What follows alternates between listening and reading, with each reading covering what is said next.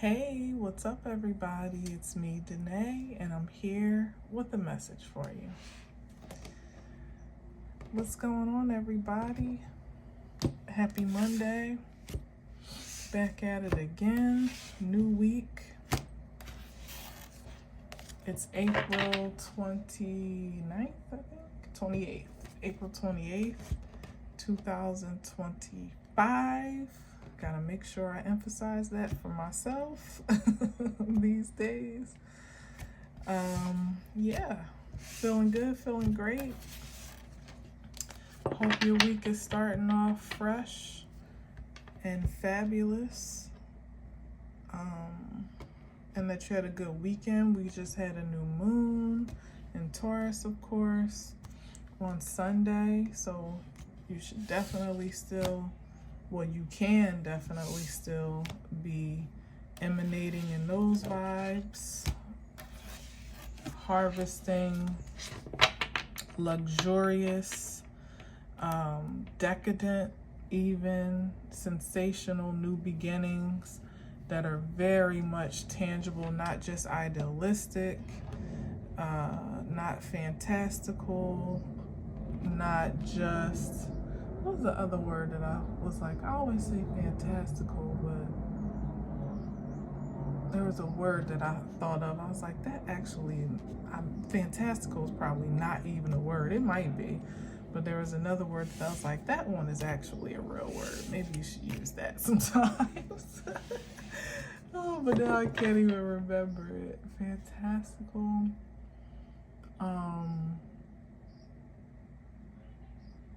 Damn. It was so clear to me too. And I was like, yes, I'll use that more often. But anyway, if it comes to me, I'll share. But either way, definitely some great energy to maximize your manifestations, to ground them, to actualize them, even to initiate. Hell, if it's all the same to you, still in the very tippy top of spring season, and Taurus can definitely be a grounding season, especially with new moon frequency, to get some plans off the ground, literally, to solidify some things that maybe you've had an idea about, or that you've already kind of been working on or putting a plan into action for. You can definitely crystallize some fantasy into fact for yourself at this time, if you so choose to. Or you can kick back and relax too, because Taurus definitely is that. One of the cautionary aspects of Taurus energy is almost to be too indulgent at times, or like a little bit too lackadaisical, for a better word than lazy. Sometimes that energy can be super indulgent and over sensational to the point of a bit of exhaustion.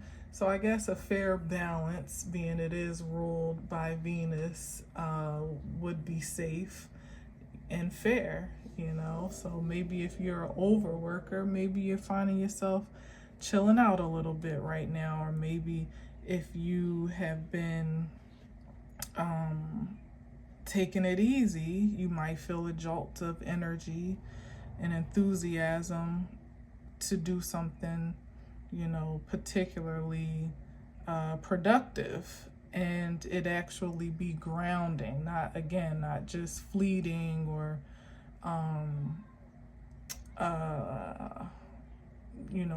flying off the seat of your pants, impulsive. That's the word that I meant. It would actually have the influence of it being something something what's a good word, like substantial, I guess would be a thing. I don't know. But anyway, enough of that. Happy new moon to you. Govern yourselves accordingly. Okay. All right. So let's see what we got here. Wow. With the the Four of Wands. I got both my windows open, so excuse the activities outside.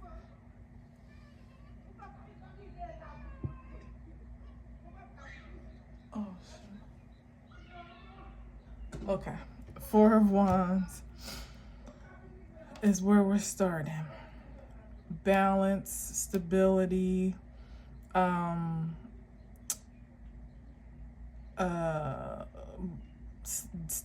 but still with a passionate inflection, you know. There's that energy there too with the wand, so it could be still with the spirit of enthusiasm, excitement, passion. Did I say passion already? I think I did. Highly energetic, but still some hint of moderation here when we're talking about the Four of Wands. Definitely could be speaking life into your home life at this time. As you know, me saying what I'm saying could be things that are resonating or to resonate in your home space, or in whatever establishment you are building at this time or laying a foundation for. It's a lot of times the Four of Wands to me gives like a long time coming type of energy, like finally succeeding, or finding a sense of of stability or success after a great deal of dedication in something, doing something over time. Again, could even be, oh wow, that's crazy, personal inflection. Just now just confirmed something for me, but it literally could be somebody looking to raise the frequency in their home life, or perhaps even to move. Could be a new house underway. I don't know why my throat is struggling all of a sudden. 1 second.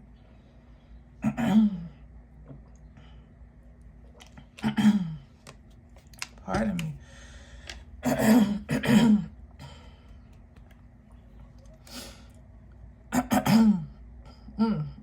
That's crazy. And I feel the connection to me saying something about speaking life into your home, or into your like speaking peace, comfort into your reality. Part of that could be some association with this new moon energy as well. You know, like I said, Taurus loves to be in comfort, relaxation, satisfaction, definitely to have a sound place to land. You know, it's grounded energy, safe space,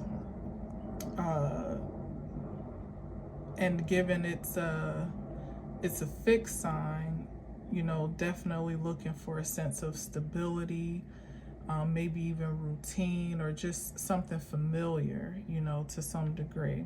Something dependable, there it is, that you can really, you know, find safety in, whether we're talking about a place or could even be a partnership here. You know, this is the 1111 card, so we could even be talking about that.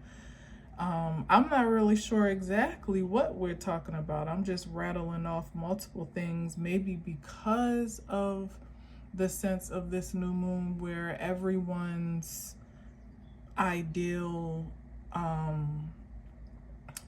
you know, life experience or picture perfect lifestyle is different. You know, like whatever you may be looking to establish for yourself, or again to manifest in this season, could be, you know, something so stark different from what I would want to see come to life, or finally bring to some solid realization But generally speaking, it's just this sense of security, comfort, and stability that I feel this card is drawing on. And given that I started with the new moon in Taurus, it just really resonates quite nicely, for sure. Because this energy, even with the, the celebration aspect of it all, is the two people have their hands raised, and that sometimes I see, all of these little frills and stuff as like festive, festivity or decoration or celebration. So it's like a nice balance between, I guess, celebration and comfort. Like eat, like consider comfort food. You know what I mean? It's like you're nourishing yourself more or less and keeping yourself from starving, but you're also satisfying some, in most cases, sometimes an emotional sensation within you, or some type of like, I don't even know what you call that, but it does like double duty to some extent, so I guess it's a nod to those things that are not just black and white, like checking off the box, like, oh, I accomplished this goal, I completed this task, I've met this mile marker, I've finished this project, but it's something soul satisfying about it as well, that ultimately is a cause for celebration, I guess, with the Four of Wands. It's a cause for celebration. Imagine, like, and I guess that's kind of what I guess I could take the liberty to say that's kind of what Taurus energy gives, where although it is extremely grounded and grounding, there's still something sensationally satisfying about it too. So like the polarities and dualities of our nature, as spirit and flesh, can both be satisfied. To make it ultra deep, but for it to be a bit more primitive, it's just like I said, like it's not just all business as usual. There's something quite fulfilling about whatever it is that you're working on, whatever you have accomplished, which might, already be a cause for celebration, or something to look forward to. As my phone goes off, I guess that may be the confirmation. I don't know. But anyway, I'm glad we didn't have any extra cards today, because I'd like to start fresh. The last message, the pre-game kind of told most of the story and steered the reading. So now we can just start fresh and see what we're getting here. Definitely something about home life or house life, or maybe you're about to have a house party, or you're getting your home space prepared to begin to entertain or to host others, host company and things of that sort. Barbecues, of course, one of the things I like to watch kind of like passively every now and again this season is people either redecorating or refreshing their outdoor patio spaces, or building them, so that's one thing that's kind of like a mindless pleasure of mine. Most of the time I'm watching it on mute just for the aesthetic while I'm doing something else, like I'm not even really listening to it, but just the aesthetic aspect of it is kind of intriguing and satisfying. But that, and also outdoor kitchens are also interesting to me. People building them and stuff like that.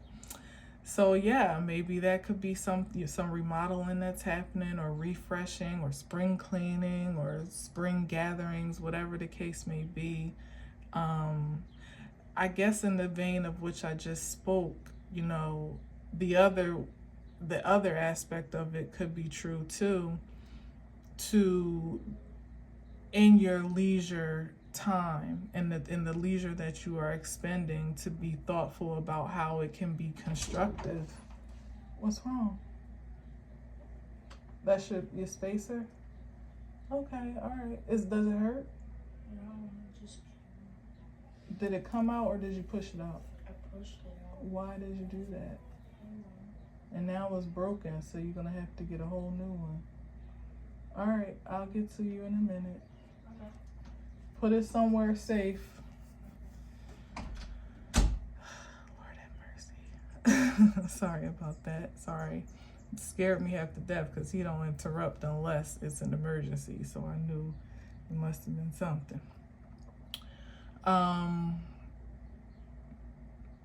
Oh yeah, so yeah, to get, you know, like have a dual extract from your gatherings or your socializing, I guess I should say, it might be ideal to consider, you know, how that time can be productively used or creatively used, you know, even if it's a matter of who's on the guest list, inviting like an interesting range of people that would spark creative frequencies that could be beyond just a social exchange. I don't know why I'm saying that, because in this season of my life, I'm not really in a hosting space, but maybe this is for somebody else. Like I would love to be, but I'm just really not right now. It's just not what it is at this moment. So maybe it's definitely not for me. So I guess for whomever is like, you know, the hostess with the mostest out there, it could be ideal to make the best of your time and of other people's time. And maybe to that point, to be thoughtful, not necessarily cautious, but definitely mindful of the energies that you are inviting in, especially if we're talking about your home, you know. So I'll leave that there.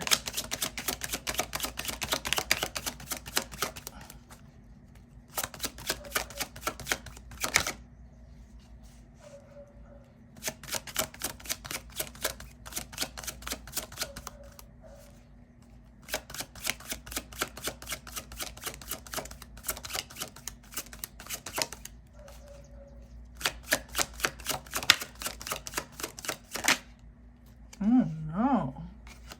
Total opposite energies. 5 of Cups. Some type of sadness, depression. Oh, what was that? Oh, Jesus. Where are we going with this? The 5 of Cups, 5 of Pentacles. That's real sad. That's like down and out, or at least feeling that way. Nah, it is feeling and being with the 5 of Pentacles, because the 5 of Cups is the feeling, but the 5 of Pentacles is the being. That's when you either ain't got no money, no time, no energy, no resources, no support, poor health, feeling rejected, dejected.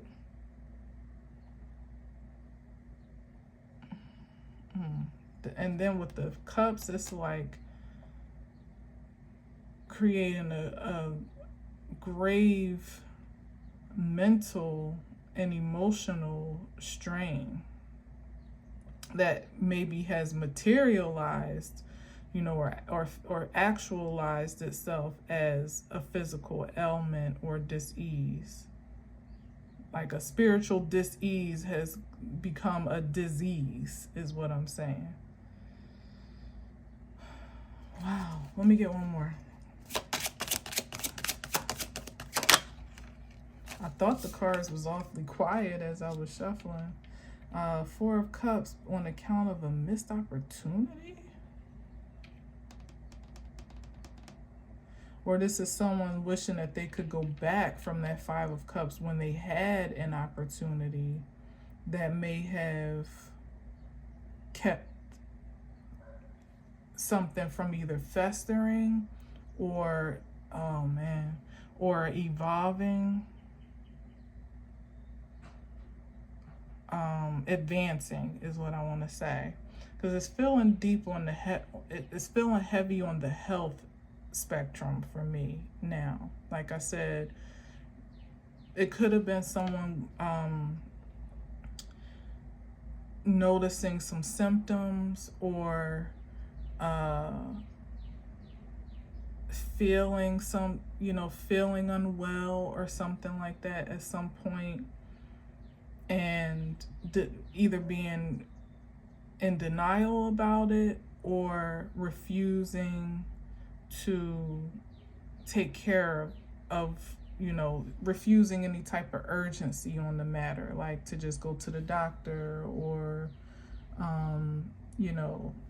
listen to their body, heed the signs, or get a checkup, or I don't know, whatever the case, get some blood work, whatever the case may be. It was someone that could feel the sensation of unwellness, whether we're talking about physical, emotional, psychological, whatever the unwellness is. It could even just be depression, with the Five of Cups. All the symptoms were there for someone's sense of unhappiness, unwellness, maybe some instability in the home, since that we started with the Four of Wands, that they ignored, or they either ignored or refused to acknowledge, which I guess is about the same thing, more or less. And now it's advanced into something that can't be ignored, or it has to be treated at this point. Let me get one more here, because this guy, he's on crutches damn near, and she looks a little haggard too. These two energies in there, so it's like something's so far gone at this point that it requires immediate attention. Oh, look at that, Five of Wands. That's like right away, like ambulance type of energy.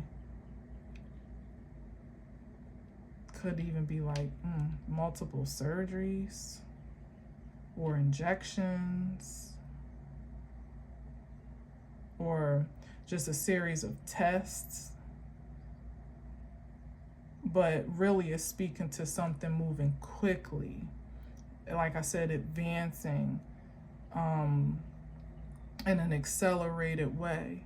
So it could be something that started off as a small ailment that now has spread to the point of critical care type of energy. Sheesh. Let me get one more. I keep saying one more. Let me get one more.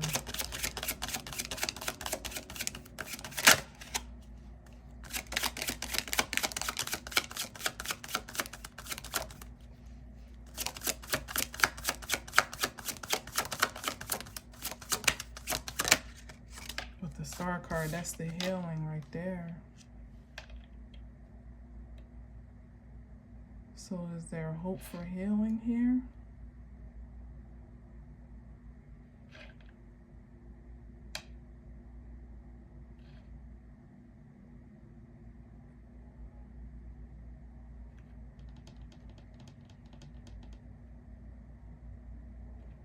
It's given whatever this is cause for a supernatural healing.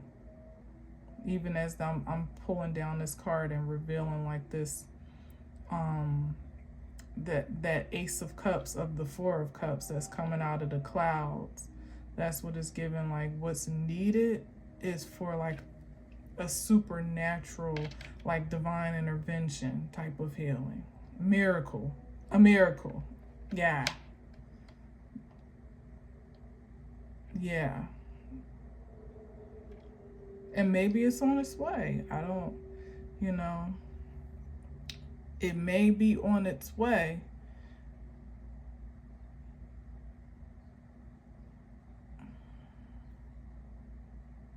But what I'm saying, it is definitely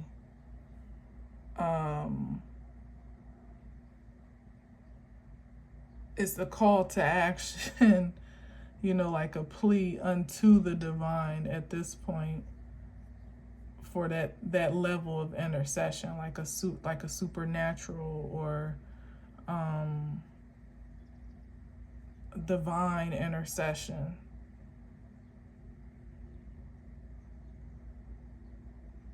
For someone's well-being.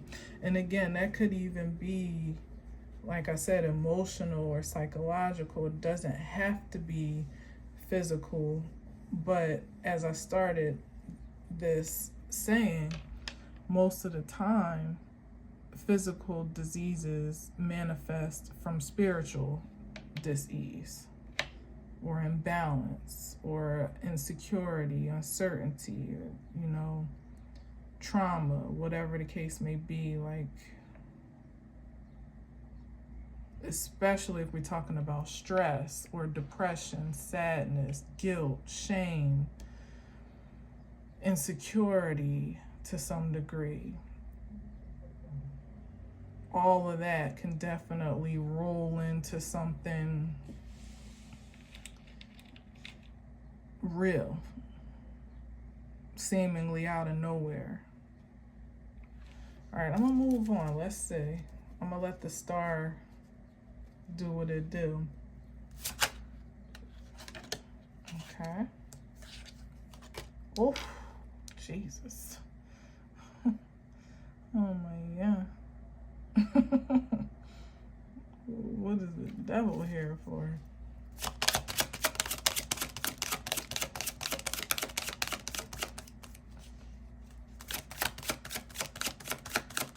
I guess that's the reason for divine intervention, the necessity for it.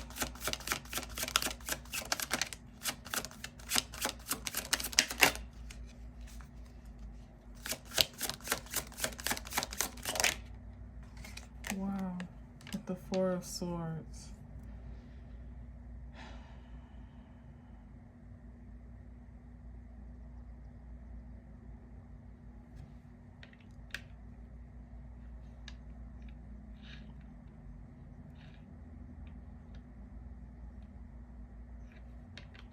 I keep hearing, you may not even know this song, but it's this song that I love by, I think his name is Destin Concord, featuring, my girl, what's her name? Alex Isley. It's called Same Mistake.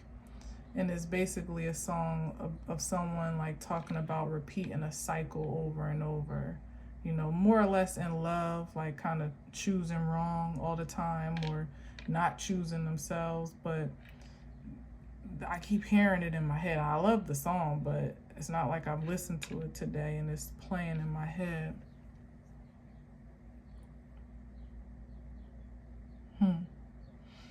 So, and then with the devil, of course, that can represent addictions, obsession, possession,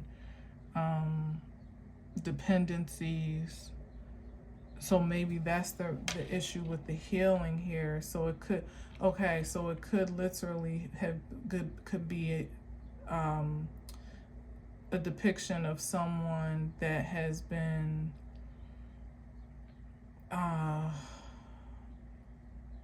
either self-medicating, so having issues with depression or sadness or whatever, that they're, you know, escapism, that they've been escaping through different dependencies with or from, i.e. Alcohol, drugs, people, places, whatever, you know, like whatever distraction helps. And there has been an overindulgence. Maybe even, like I said, there's something about that Four of Wands, especially with this being such a stark contrast of energy here, that maybe some are just, not experiencing peace in their own homes or in whatever establishments they're finding themselves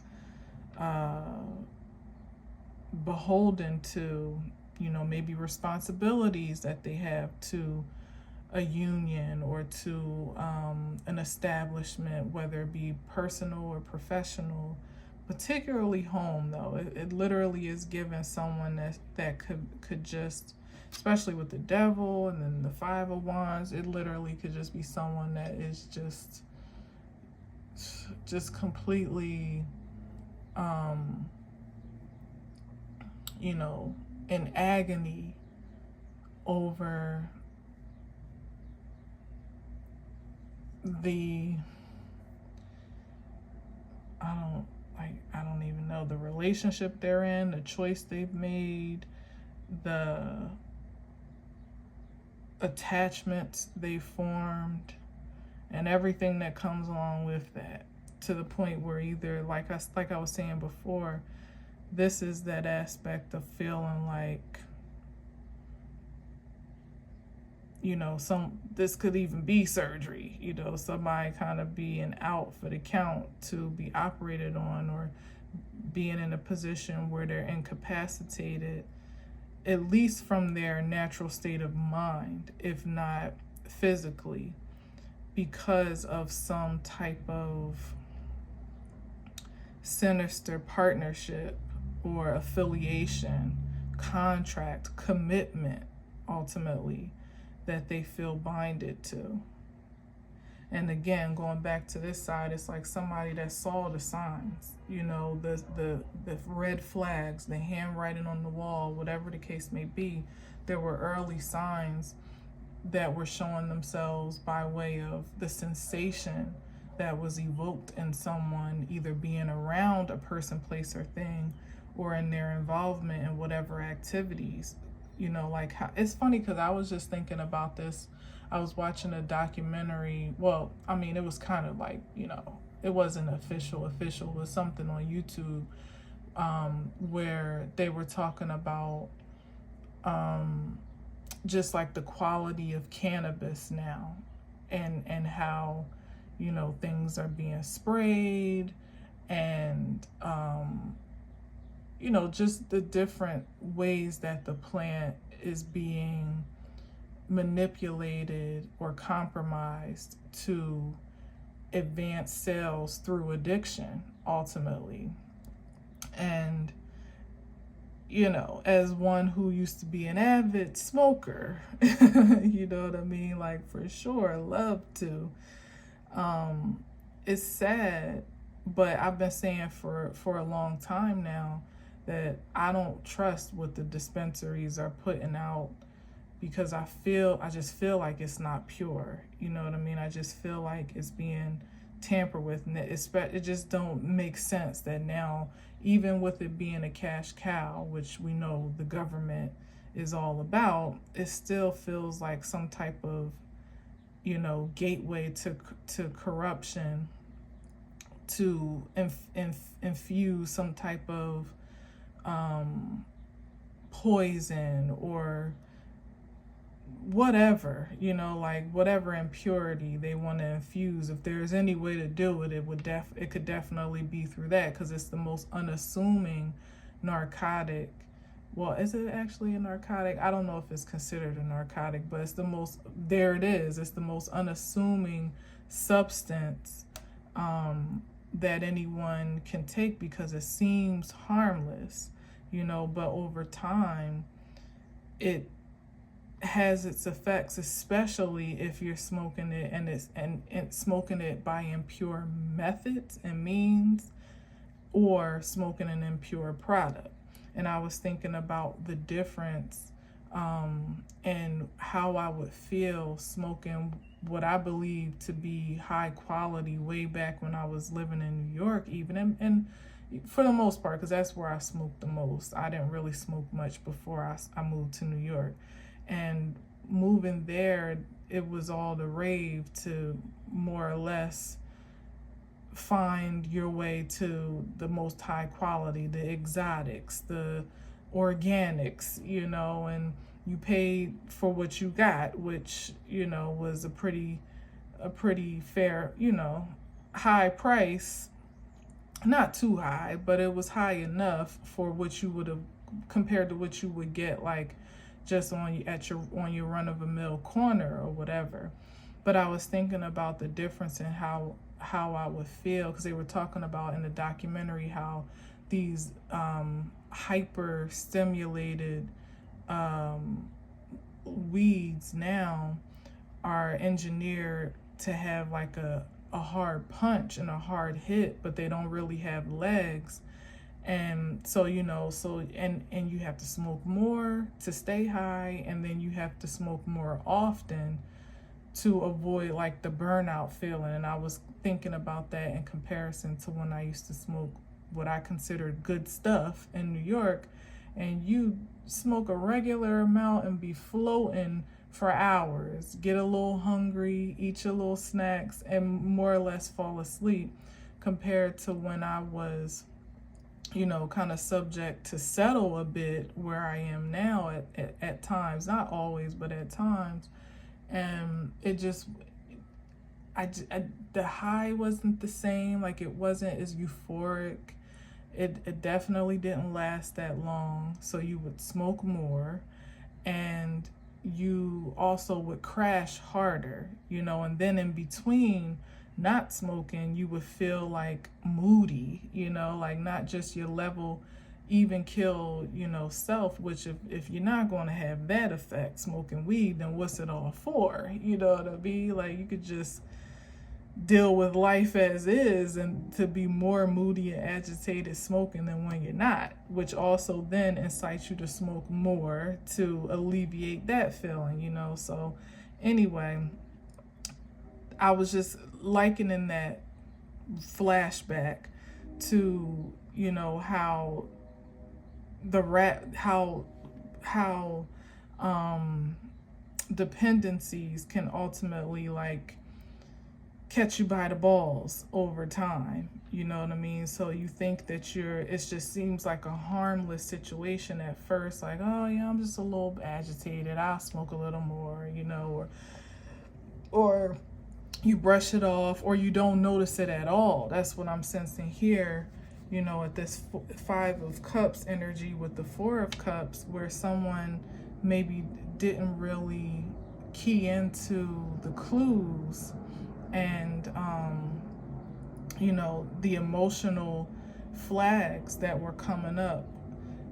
Again, whether it was every time I'm around these people, I feel this way. It could even be insecure, you know what I mean? Something simple as that. Like, I don't feel like myself. I don't feel confident. I don't feel like, I don't feel like a star. I don't feel like I'm adding any value. Or when I'm away, I feel depleted. Or, what a relationship may have made them feel like, always, feeling like they had to prove themselves or give more than what they were receiving, especially with the Devil card here. Definitely some imbalance, or some perhaps even toxicity, Anyway, long story short, it's just given that somebody ignored the signs for longer than what their mental, perhaps even physical state could sustain or withstand, until it became an actual problem. And now it's a problem.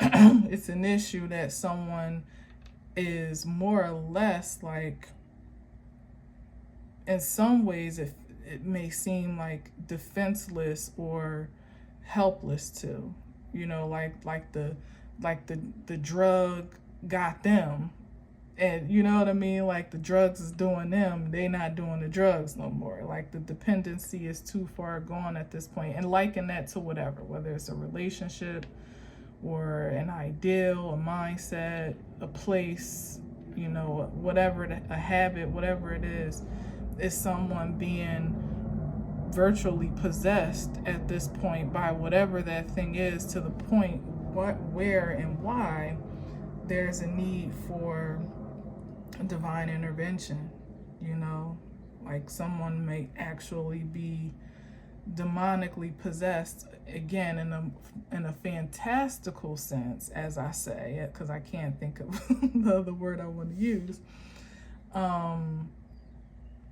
But on the other, in a more practical sense, it could just be that their natural state of being or mind or, spirit is now in deference to some lower vibrational frequency, such as a sickness or a dependency or a codependency, or depression, or whatever it is. It feels like it has more power over them than what they would willingly surrender if in their right state of mind to do so, or in the strongest will to resist.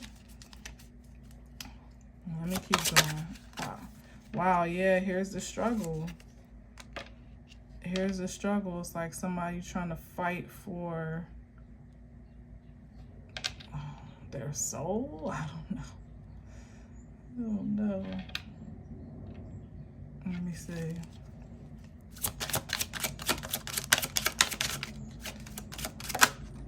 Oh, with the 9 of Wands. Like I said, somebody feeling like beat down, defenseless. And it literally could be like an addiction where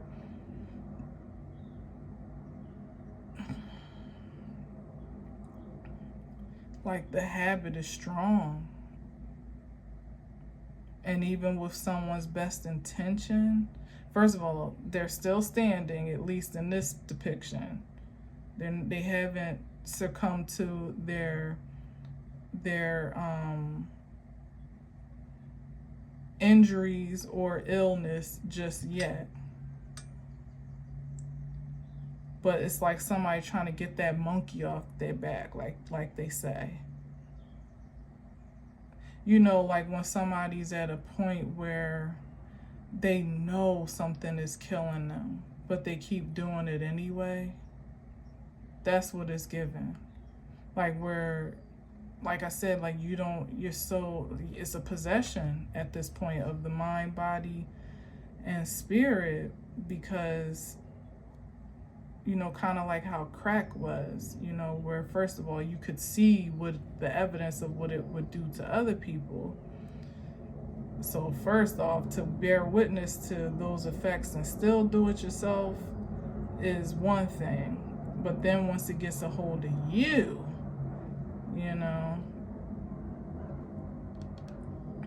even seeing all the things that it's doing to your body, you still can't break the habit because it's filling some void, or you have literally become physically dependent on it. I do see, I was gonna say, I don't see no pentacles, which sometimes I see as pills. And I don't think too many people smoking crack, at this. I mean, people are, but like I feel like the most, popular dependency right now is like pills. Weed, of course, but pills for sure.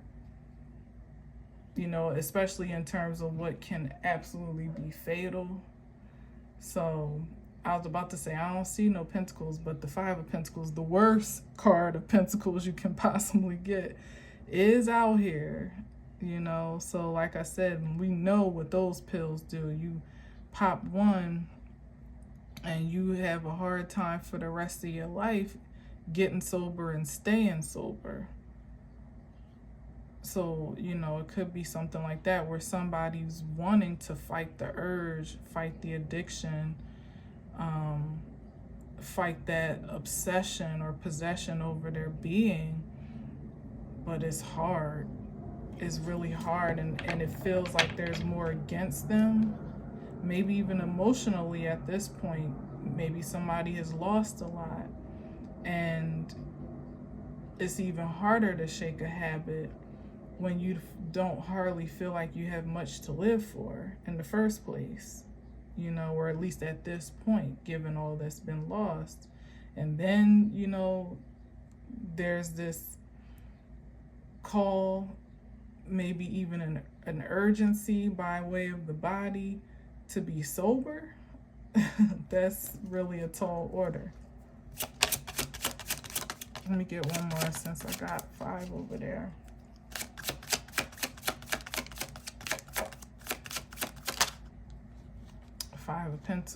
King of Pentacles, I'm sorry. Like I said about somebody losing, and he's looking back at this King of Pentacles. Yeah,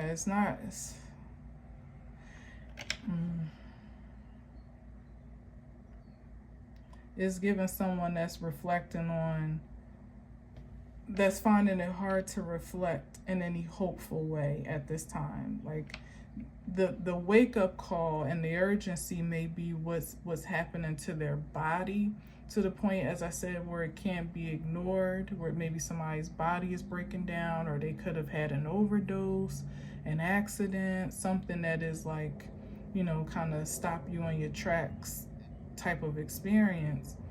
But it doesn't stop the urge necessarily. And then, as I said, this is somebody looking back at what they've lost, maybe how they have fallen on hard times or fallen from grace from their perspective, feeling quite hopeless, depressed, you know.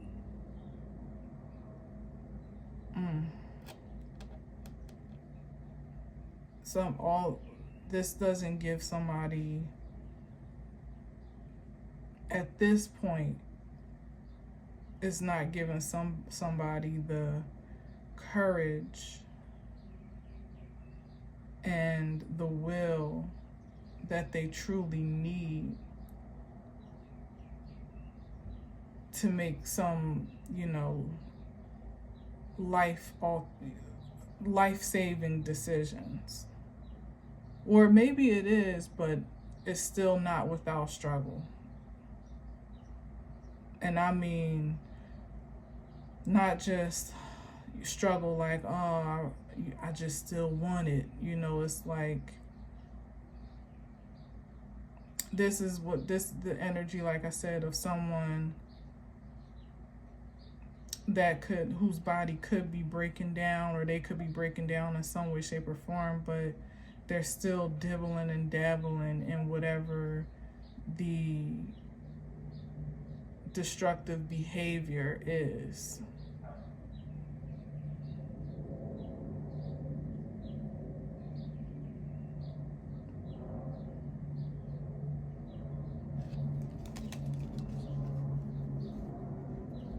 So even the physical ailments of it all doesn't seem to be enough. All right, I'm gonna move on to the next one because we're getting low on time.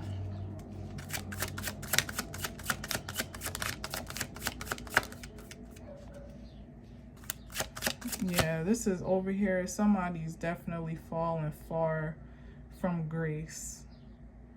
Now that I'm looking at this star and the eight of wands, that's a rapid decline.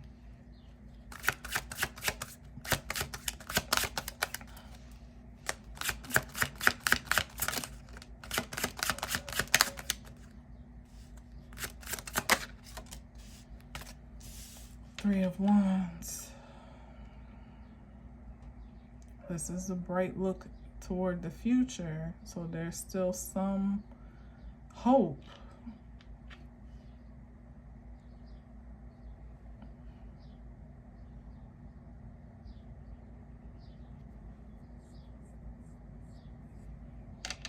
Okay, let's see what else with that. Or they're looking forward to something. What's that? The King of Wands. Okay, so there's still hope for someone to have the strength, muster the strength and the courage to transform or to change for the better, to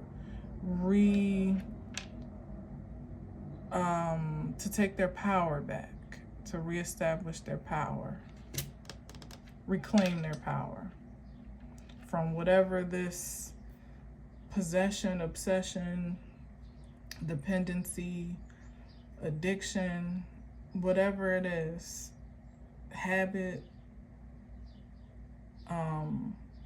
illness. I just heard disability. Whatever it is, it's given that someone has the strength, they have the capacity, they have the chance of hope if by faith and determination they would be willing to do something different for themselves, to heal, to heal, to heal.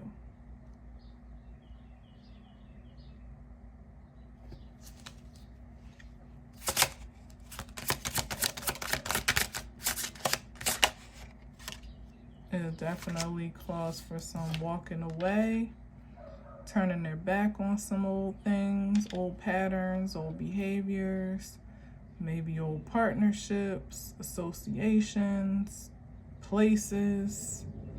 You know, it would cause for someone to pretty much do a complete 180 in their life from what they were accustomed to or used to. And that is a hard thing to do. So that might be why it's kind of like up in the air right now, as to just the hope and a prayer for someone to make that change, like the man in the mirror, because the Eight of Cups is not an easy feat. It's someone walking away from comfort, complacency, in most cases perhaps a false sense of security, or at least an unsatisfying sense of security, to again in faith venture out to see what else is possible, or to find what they feel they may be worthy of, or what would actually be fulfilling. And when you think about it, like especially in terms of addictions, it's really just a coping mechanism for some void of dissatisfaction, you know, or unfulfillment. And once you can identify what that is and decide that, you know, kind of gauge whether or not what you're doing is actually filling that space, you know, or supplementing what you feel you're at a loss for, then it makes it easier to turn away from it. So for instance, talking about the weed situation, it wasn't, I mean, I kind of I had stop and start moments throughout my experiences. So it wasn't the first time, like, but before I started smoking, most recently, before I quit again, if that makes sense, I wasn't smoking for like over a year or some change or something like that. And then I had a tragic situation happen that kind of sent me into an emotional spiral, and I found myself coping through that with that, you know, with that dependency again. And it was good for what it was good for. Not even gonna lie to you, because otherwise I might have spiraled into a hole that I never made it out of. Honestly, it was so sad what I was experiencing at the time that I could have gone dark or very dim for longer than what would have been cure, you know, like what I would have been able to truly holistically bounce back from. But it wasn't so much like, oh, I just don't want to smoke, because I still to this day would enjoy smoking something that is good quality, you know, pristine product. But at that time and season, I mean, not really, I say that all the time, but it's because I never, with how I feel about smoking, it wasn't like, you know, it was a condemnation to my soul, you know, that I didn't really enjoy, but I just did it because I felt I needed to. Not really. I kind of did enjoy the habit in the past time, not gonna lie, socially, and then eventually in solidarity. You know, I did. But for me, what was the turning point was the fact that I came to terms with the reality that what I was smoking wasn't really satisfying. So if I'm splurging on this sensation, literally financially, number one, and then it's on stuff that, as I explained earlier, it wasn't even rendering the sensation that would have satisfied me, you know, truly, you know what I mean, like kind of satisfied that urge, but also did the job of filling the void that I needed it to fill at that time. Then it just seemed like pointless, you know, really mindless and frivolous energy spent, money spent, time spent on something that just wasn't even doing what it should have been doing. It's like I'm not even getting what I paid for. So why are we still doing this? And that was the mind and habit changer for me, like really coming to terms with how dissatisfied I was overall, and considering whether or not it was worth continuing to indulge just for the sake of the habit. Now again, it's just weed. We're not talking about pills. We're not talking about crack, meth, or anything more captivating, you know, holistically. But as I said, sometimes the habit alone can be captivating, and it was for even longer than it should have been before I made the decision that, you know, enough was enough for me. You know, I'll find my satisfactions elsewhere or in some other outlet or some other exchange or expense of energy. But you know, it's not as much easier said than done, especially again, given the considering the intensity of the dependency. But when it comes down to it, it's the same process. You know what I mean? It just the intensity and the level of difficulty, I guess I should say, is what is what differs. But when you decide that you're worth more than what you're settling for on any front, relationship, cannabis, friendships, a place, a partnership, a job, you know what I mean? Like whatever the case may be, once you make the decision that this just can't be enough for me and there has to be more in store somewhere else, that's one foot in the right direction, you know, and to stay in that direction is what ultimately leads to a strengthening of your will. You know, as day by day you go, you grow farther and farther away from that dependency or that comfort or security that's been established over time or by investment. This energy is why I'm saying, like, somebody's not quite there yet, but there is the potential to get there, because this is someone that's still seeing too much value in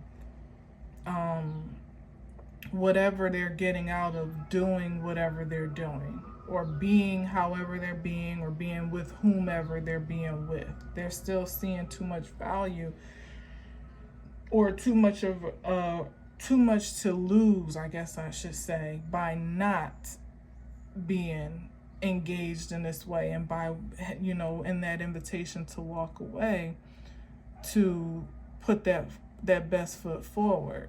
But let's see what else, and then we'll get out of here. Two more, because they have the strength, they have every reason, you know, like all the evidence. They have the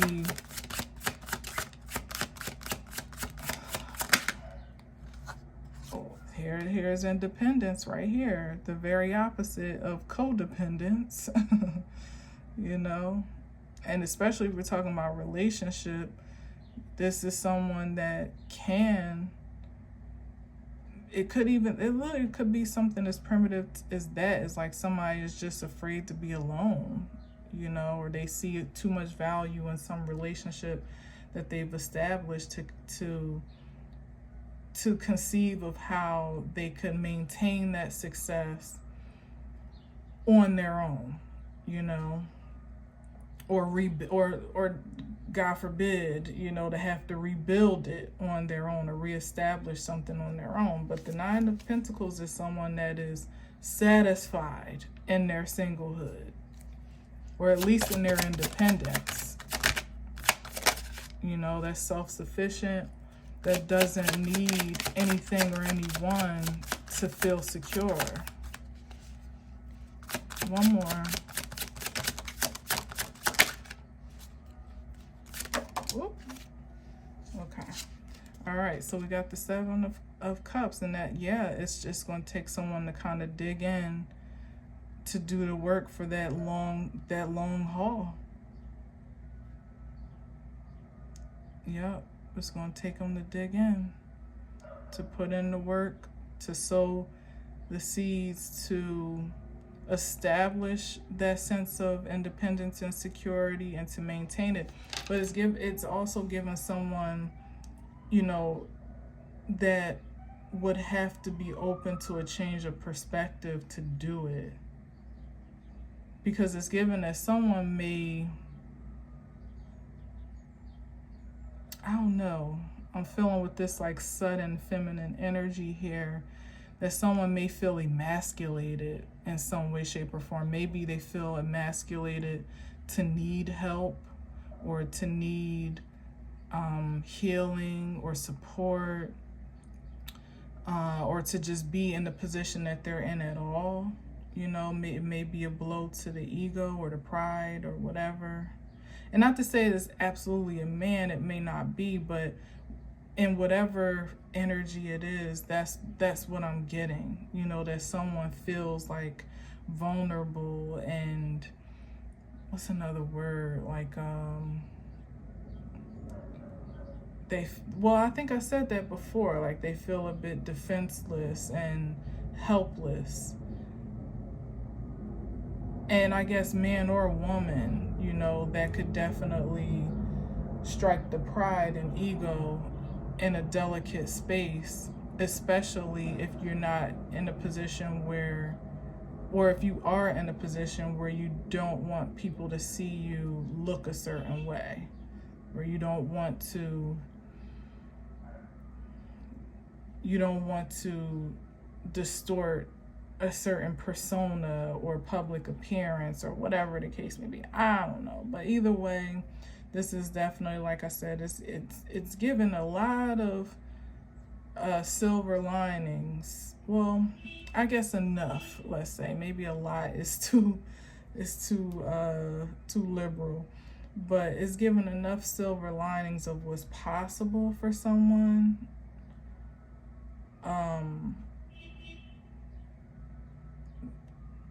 Than not, I'll say, especially under such intense circumstances as it seems. I mean, to have the devil on your back and to be in some type of contract or what do you call it? Not contract, but like to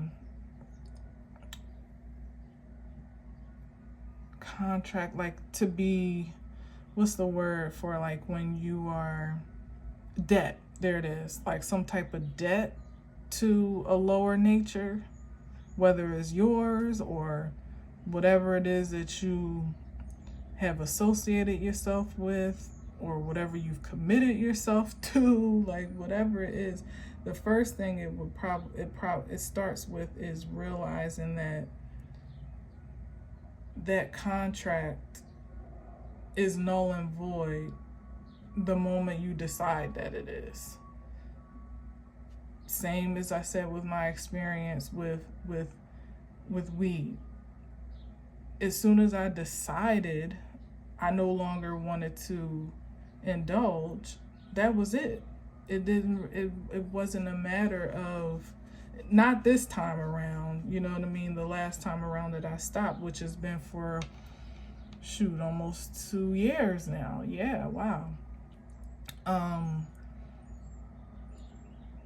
It was just a decision of my own, you know, and it didn't matter if I walked past and smelled somebody smoking it, or if I was offered it, which I have been, or the moment funny enough, when I decided to stop this time around, a dispensary opened right around the corner from my house, you know. So it's like you have all these what do you call it, temptations, yeah, and triggers and urges, and sometimes even reasons to want to indulge, especially emotionally or through stress or whatever the case may be. It's like, oh, I could really just kick back right now and let it all blow out the window, you know.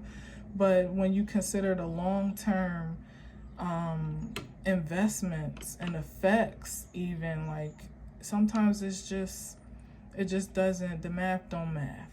You know, the math just don't be mathing. No matter how much you try to make it make sense, usually at the bottom line of it all is that usually you can see the reasons why it just doesn't.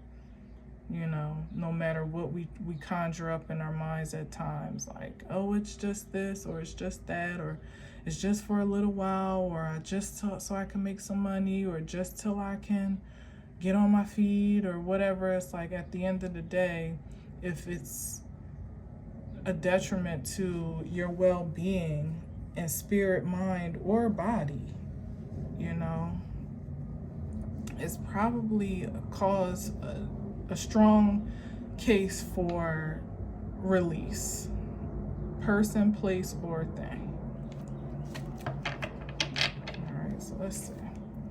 Wow, exactly. Now this is not friendly fire right here. This is something that is looking to ultimately gain control and maintain control, dominance, as a matter of fact, over your being.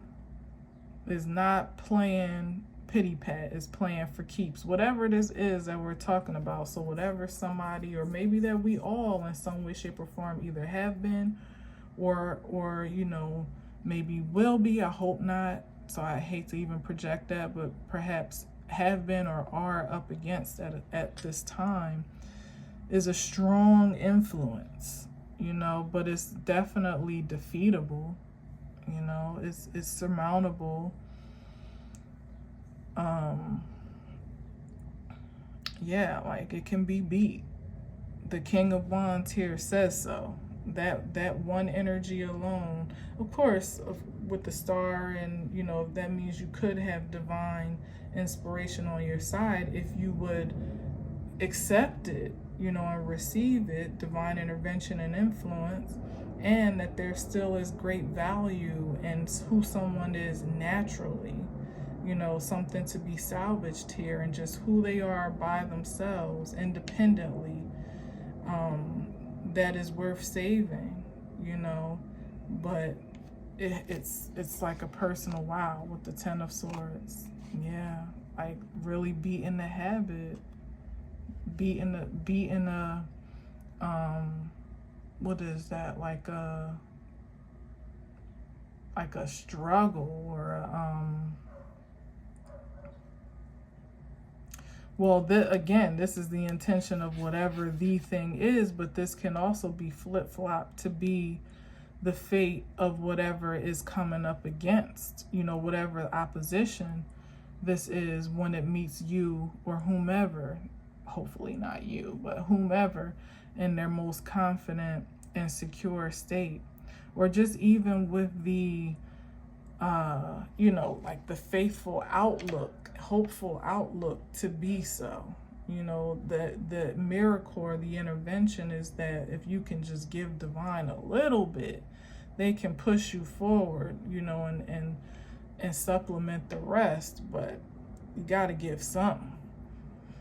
ain't nobody ever just been swept out of dependency, no matter what it was, you know, in a way that didn't require or wasn't initiated or activated by some will of their own, first and foremost, you know, or some decision that was made of their own.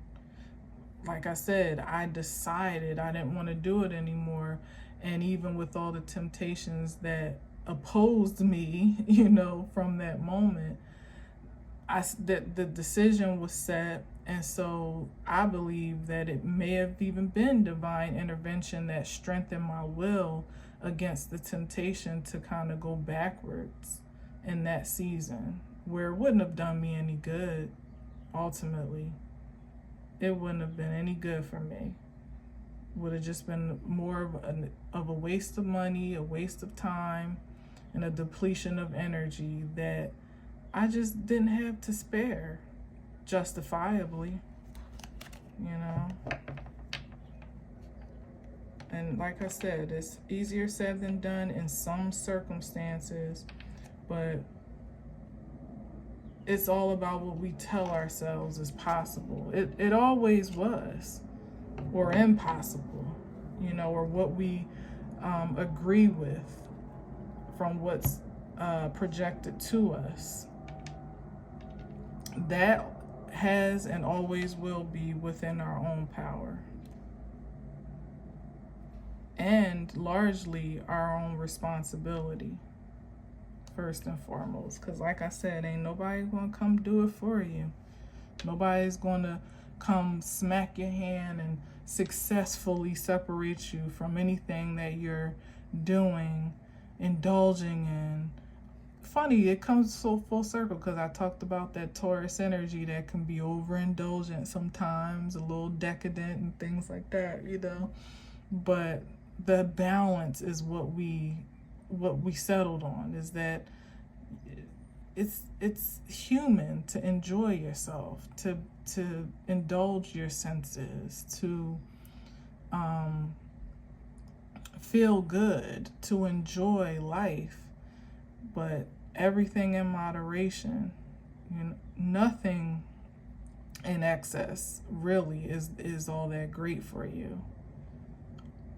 Not even a great thing in excess is holistically good for you. Maybe, is that true? That may not be